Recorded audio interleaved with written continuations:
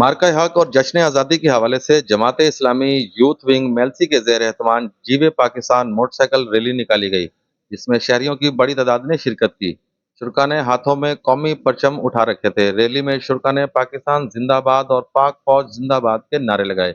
ज़िली सदर जमात इस्लामी राव उमर नफीस और जमात इस्लामी यूथ के सदर जाहिद मुगल ने कहा आज 14 अगस्त से यौम आज़ादी है और हम भरपूर तरीके से इसे मना रहे हैं। और जैसा कि आप सब लोगों को पूरी कौम का मालूम है कि इस दफ़ा जश्न आज़ादी की खुशी तो बाला है, क्योंकि मार का हक भारत ने जो जारियत की थी, जो हमारे मासूम शहरियों को शहीद किया था, हमारी मस्जिदों को नुकसान पहुंचाया था, उसके जवाब में हमारी पाक फौज ने जो उन्हें मुंह तोड़ जवाब दिया है और उन्होंने नाके चने चबा दिए है और उनके दिन में तारे दिखा रही है।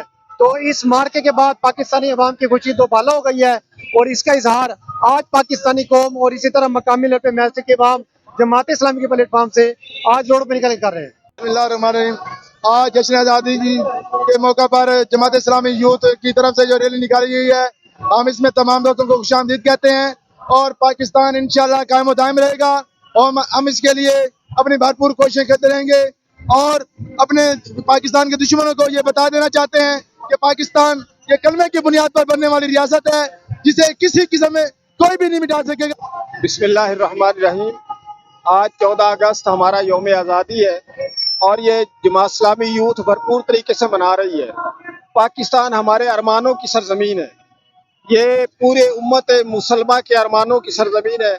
हम इंशाअल्लाह इस मुल्क पाकिस्तान को अजीम से अजीम तर बनाने का आज़म करते हैं। पाकिस्तान अपनी मंजिल हासिल करके रहेगा।